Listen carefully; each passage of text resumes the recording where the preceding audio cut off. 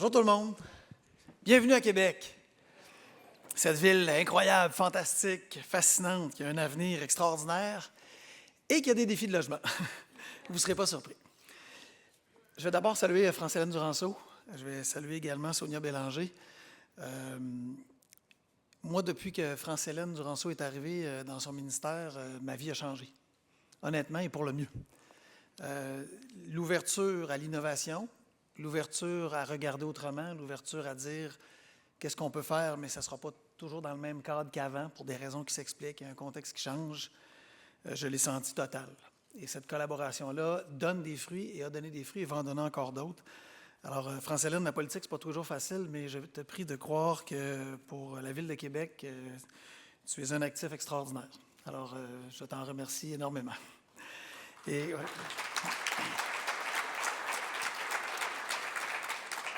Et ce n'est pas une critique de ce qui se faisait avant. Oui, en politique, tu dis quelque chose, puis c'est beau tes cheveux, ça veut-tu dire qu'il n'était pas beau hier? Non, c'est pas ça que ça veut dire. Ça veut juste dire que j'apprécie France-Hélène Duranceau et avec laquelle on a innové et on va continuer de le faire. Et même chose avec Mme Bélanger. J'ai senti toujours cette ouverture de dire comment on peut faire pour travailler le Québec différemment pour l'ensemble du Québec, parce que quand on travaille pour des personnes à plus faible revenu, quand on travaille pour des personnes âgées, on travaille pour nous. Pas parce qu'on va le devenir, mais parce que ça fait partie intégrante de notre communauté. Évidemment, André Castonguay, fer de lance de ce mouvement et de cette continuité de ces immenses enjeux. La présidente du CA, Mme Poulette, merci d'être là. Et je vais mettre quelques mots sur M. Martel, avec qui j'ai eu la chance d'avoir une rencontre cette semaine, qui m'a beaucoup inspiré. On aimait beaucoup Claude Foster, vous vous en doutez, puisqu'il venait de Québec. Et M. Martel m'a, sans rien promettre, mais m'a quand même démontré d'extraordinaire. J'ai envie de travailler ensemble, et c'était très stimulant. Merci pour ce temps-là. Merci de votre engagement. On part du privé pour venir faire une cause, une mission. J'ai senti que vous aviez cette mission-là à cœur et dans vos veines. Alors, c'était bon à entendre. On a le goût de collaborer avec vous. Et la dernière et non la moindre, parce qu'on a l'air brillant, des fois moins brillant comme maire, mais quand on est brillant, c'est parce qu'on a du monde intelligent derrière nous. Ma collègue Marie-Pierre Boucher, qui travaille en habitation, qui travaille sur le volet personnes âgées, et avec qui on veut construire une ville qui va permettre aux personnes âgées de vivre 20 ans de plus là où ils ont choisi d'habiter. Ça a l'air beaucoup, 20 ans, mais la science nous dit qu'on peut y arriver et on va être aussi ambitieux que ça. Et Marie-Pierre est au premier chef, porteuse de ça, et c'est un privilège de travailler avec elle. Alors, ça, c'est la partie chauvine. Le reste va n'être qu'objectif. Alors, je suis déçu de vous annoncer que nous avons à Québec le meilleur office d'habitation au Québec, au Canada et au monde. Alors, c'est rien contre vous. Là encore, revenez à l'histoire des cheveux, mais si on a l'air brillant, c'est parce qu'on a des gens à l'OMHQ, puis il y a ici Dany et Candido, extraordinaires. Sincèrement, là, extraordinaires. On a un OMHQ de haut niveau, capable de changer ses pratiques, ouverte, innovante, qui fait des choses extraordinaires, avec des défis colossaux, c'est sûr. Mais messieurs et toute l'équipe, il y en a sûrement d'autres, mais ceux qui ne sont pas là, vous leur transmettrez le message. Vraiment, on est privilégiés d'avoir cet OMHQ et d'avoir des GRT, puis il y en a quelques-uns ici dans la salle, je les ai salués tantôt, qui nous permettent d'innover. Parce que c'est vrai, et André en a parlé, mais les ministres en ont parlé aussi, on ne peut plus faire ce qu'on faisait avant, puis penser qu'on va avoir les mêmes résultats et que ça va être suffisant. Oui, la pandémie a changé beaucoup de choses, mais le contexte économique a changé beaucoup de choses. Et comme ville, au premier chef, et c'est comme ça qu'on a approché la chose, c'est d'arrêter de se dire ce que les autres doivent faire pour changer. Ah, nos GRT devraient faire ci, l'OMHQ devrait faire ça, la ministre devrait faire ci, etc., etc. Puis de se dire comment nous, on doit changer notre propre posture. Comment nous, on a un devoir d'exemplarité par rapport à la situation actuelle pour se dire on ne peut plus faire ce qu'on faisait avant. Et ce n'est pas une critique de ce qu'on faisait avant, mais c'est un regard tourné sur l'actualité et le futur.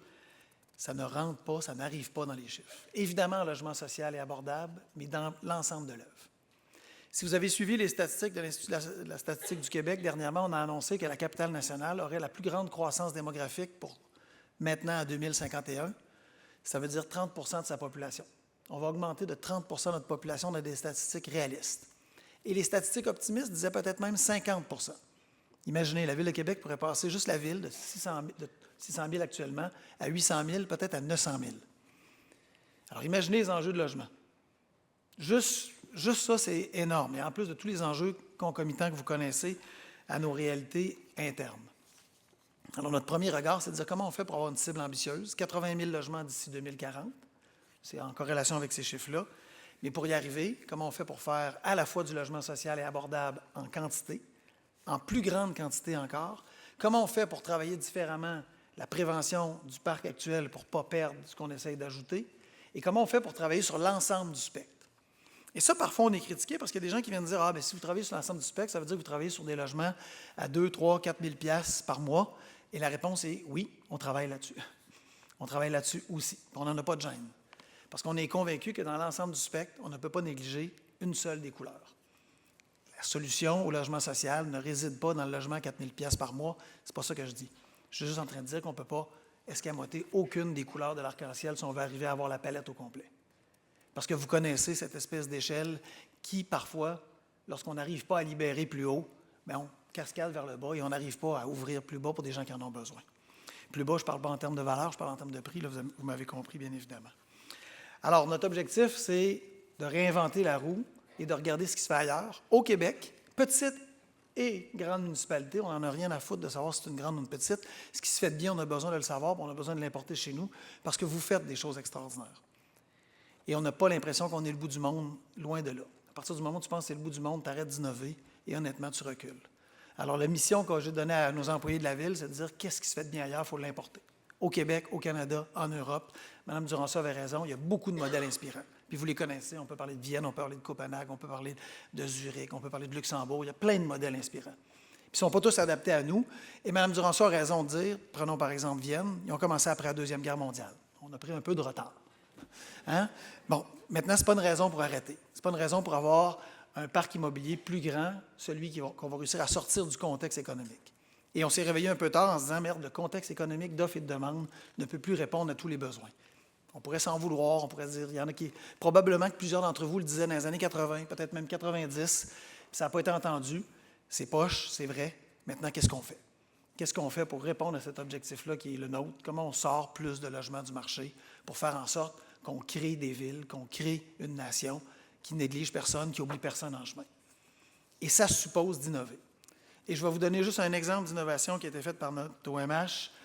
Un moment donné, Danny rentre dans mon bureau avec Candido et dit « Il me semble qu'on devrait essayer d'avoir des PSL en milieu privé, en appartement privé, avec des promoteurs privés, mais on aurait besoin de la ville pour faire en sorte que ça soit attractif. Nous autres, on va supporter le promoteur, on va supporter la personne qui est en PSL dans le milieu privé, parce qu'on n'en avait pas à Québec. La SHQ serait peut-être prête à embarquer son innove. Puis la ville, qu'est-ce qu'on pourrait faire? On a ajouté un crédit de taxe à ça. Et la combinaison a fait en sorte que l'idée de l'OMHQ, laissée en place, que la SHQ nous avait libéré comme projet innovant, ce sont, en un claquement de doigts, ou presque, je vais exagérer un peu, là, mais il y a eu beaucoup de travail, mais en presque un claquement de doigts, elles ont trouvé preneur.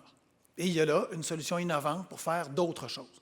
Entendez-moi bien, là, quand même qu'on en aura 1000, c'est pas suffisant. On n'est pas en train de dire que c'est la solution à la crise du logement, c'est pas ça que je dis. Mais ça fait partie, et France-Hélène a raison, de la multiplicité des choses qu'on doit faire pour travailler la crise dans son entièreté. Bien ça, j'entendais, on parlait avec M. Martel dernièrement, qui disait « C'est assez intéressant qu'on va regarder ce qu'on peut faire pour le reste du Québec. » Bien c'est cool, ça. Ça veut dire qu'à partir de petits gestes, à partir d'une innovation, à partir d'un essai, à partir du moment où on accepte l'erreur, bien on se dit si ça marche, go, on l'implémente, c'est pas un bon terme, on l'agrandit, on le met à échelle plus large pour que tout le monde en bénéficie. Je pense que ça doit être ça le Québec. Je pense que ça doit être ça le Québec qu'on rêve, cette idée où on avance assez rapidement pour essayer, remettre en question si on se trompe, et si on réussit, qu'on profite des avancées de l'Anaudière, des Laurentides, des grandes, des plus petites municipalités pour faire en sorte qu'on ne perde pas de temps en chemin, parce que vous le savez, c'est pas à vous que je vais l'apprendre, les besoins sont immenses. Et si on arrête en si bon chemin, on va perdre. On va perdre en chemin. Je vais annoncer quelque chose qu'on va faire à Québec. Vous allez me dire que ça ne nous intéresse pas puisqu'on n'est pas à Québec. Vous avez un peu raison. Mais je vais vous dire que vous pourrez dire à vos maires et mairesses, à Québec, ils le font, on devrait le faire. Ce sera peut-être le gain. Nos gens du monde de l'habitation nous disaient, ça serait le fun que vous nous souteniez dans le démarrage. Alors, dans le prochain budget, on a mis 750 000 $ pour servir à créer un fonds de démarrage pour les projets de logements sociaux et communautaires qui va faire en sorte qu'on va accorder une aide financière d'un montant maximal de 75 000 $ par OBNL, Coop ou MHQ, peu importe, pour démarrer un projet de logement social et communautaire, pour couvrir ces frais de départ qui souvent ne sont pas couverts et pour lesquels on tire un peu le diable par la queue pour essayer de les couvrir et faire en sorte qu'ils deviennent intéressants, un peu plus montés, un peu plus avancés et qu'on puisse les présenter à des entités, des fonds fiscalisés à travers la SHQ ou peu importe les modèles, pour faire en sorte qu'on prenne de l'avance et on aille plus rapidement. Alors, je présume, puisque c'était une demande, que notre milieu va être content.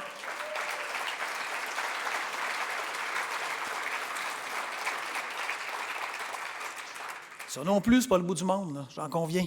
Le bout du monde, il n'y arrive pas avec une seule solution.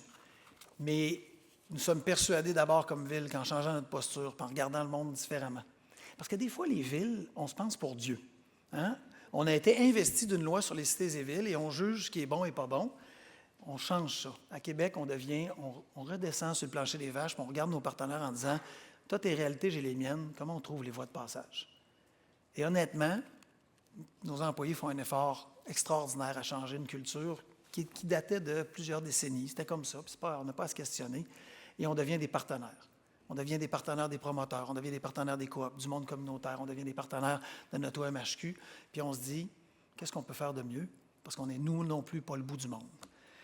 Et je pense que c'est la seule façon d'arriver à se dire qu'on ne cherche pas à loger du monde, qu'on ne cherche pas à loger des gens qui ont de la misère, qu'on ne cherche pas à faire en sorte que on ne sait pas quoi faire avec nos vieux, on va trouver une place, non. On cherche à faire en sorte que nos personnes âgées puissent vivre 20 ans de plus dans leur milieu, parce que c'est ça une ville intéressante, parce que c'est une ville qui se nourrit de leur expérience, parce que c'est une ville qui se nourrit de leur sentiment d'appartenance, parce que c'est une ville qui se nourrit de leur contribution. Parce que loger, c'est juste un élément d'une ville qui a une synergie extraordinaire, qui est capable de dire aux gens, ici, on ne fait pas juste se loger, on vit, on rêve, on grandit, on bâtit quelque chose qui inspire. Et ça, honnêtement, c'est la plus grande richesse qu'on pourrait avoir tous ensemble. Alors, je nous souhaite ça. Bon colloque.